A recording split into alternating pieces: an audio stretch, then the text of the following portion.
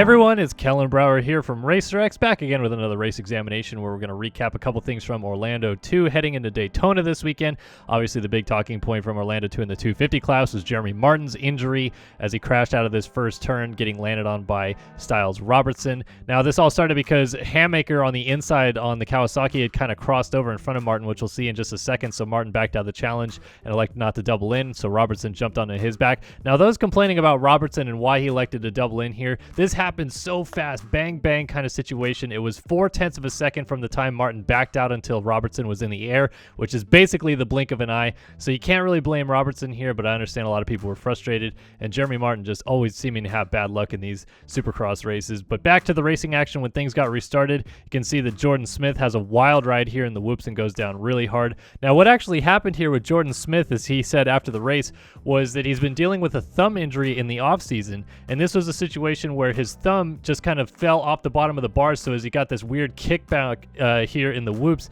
you can see his right hand falls off the bars and he suddenly loses complete control, obviously, and goes pile driving into this jump. He will be back this weekend at Daytona, fortunately, but another crash in a long list of crashes over the weekend. Speaking of crashes, how about this one by Mitchell Harrison in the main event as well, as he's trying to triple up the inside here and goes flying over this berm. Now the reason I wanted to break this down, because he very nonchalantly pulls his hand out of the way from getting completely wrecked here.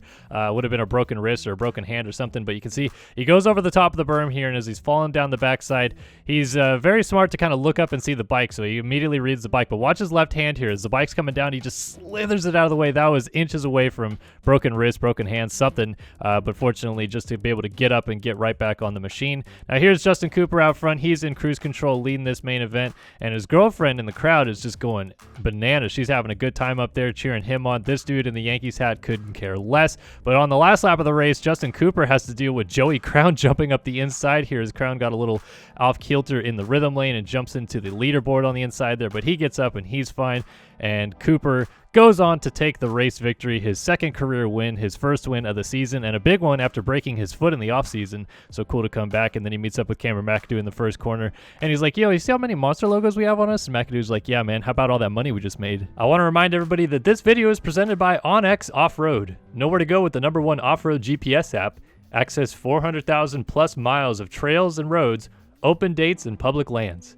Download the OnX Off-Road app today. Now moving on to the 450 class, and we're starting off by looking at Ken Roczen getting an awful start. He's been getting good starts all year long, but Orlando 2 was not a good one, and it is actually because he could not see his rut out of the gate, he said, because the mechanics area was blocking it. Here's Eli Tomac going for the patented mid-turn scrub, which is something you never want to do. Then he turns it into a bit of an Olay rodeo ride, loses the spot to Malcolm Stewart, so then Roczen eventually catches up to him. But before all that could happen, Cooper Webb goes for a pass on Adam Cianciarulo for the lead, and really nice racecraft here by Webb. I'm going to slow this down because you can see Webb just completely reads Cianciarulo like a book. He knows he's going to go for that rut, so he just gets the power down early and cuts back right up underneath, and also, you know, gets the power down a little bit better because his wheel's not kind of caught up in the rut. So a nice pass done in the end there. Like that racecraft there from Webb, but unfortunately the night would end early for Adam Cianciarulo with this crash in the whoops that broke his collarbone, so he will be out for Daytona.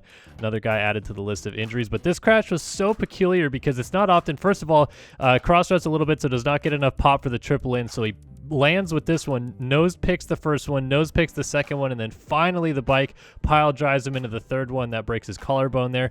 But you just don't often see those guys ride the nose for that long in the whoops of all things.